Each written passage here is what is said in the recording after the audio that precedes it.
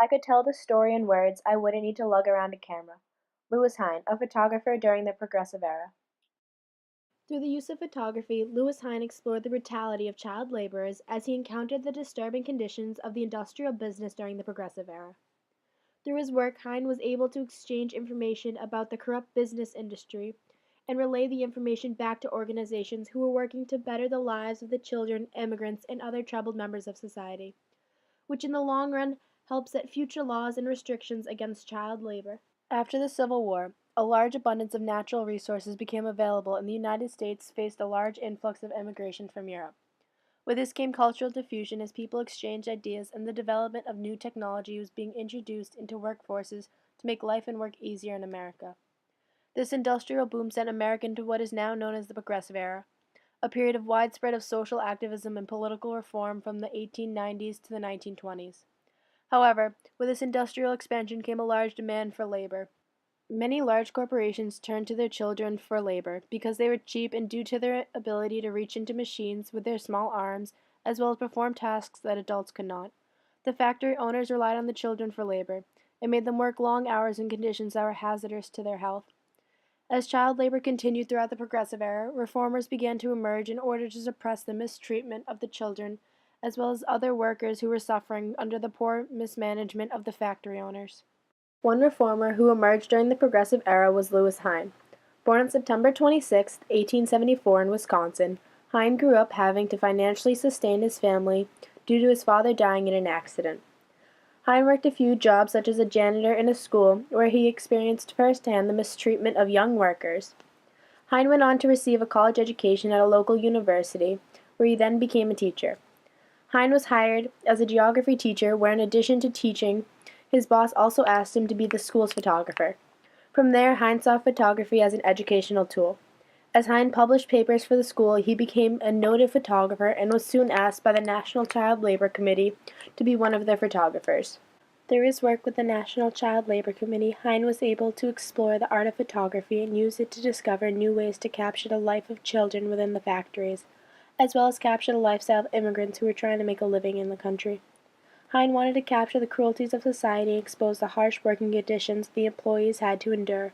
However, in order to explore the factories, he had to go undercover and hide his true identity, because the business owners did not want the harsh reality of their companies to be exposed.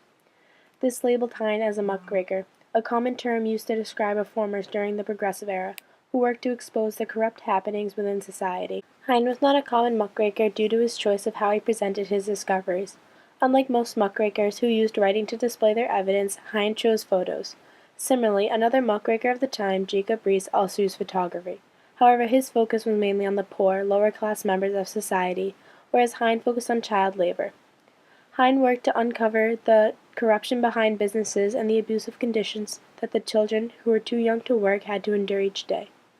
The information that Hine discovered was exchanged back to the NCLC, where as a result of their collaboration they were able to pass stricter laws banning the employment of underage children. In 1939, Congress passed the Fair Labor Standards Act, more commonly known as the Federal Wage Hour Law. The act was later declared constitutional in 1941 by the Supreme Court.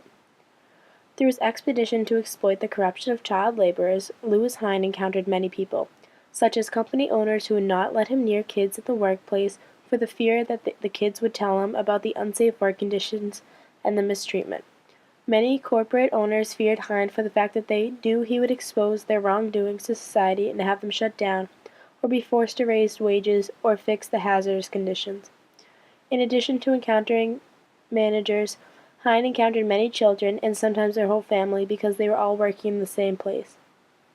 Hine would document many children, families, and groups of workers in order to publish his images and release them to the public so they realized what was going on in their society. Hine's impact on society began small, by calling attention to the corruption, which then encouraged newspapers and reporters to visit other places to uncover the horrifying truth. Hine's impact then grew as he helped pass the Federal Wage and Hour Law through his photography and work with the NCLC.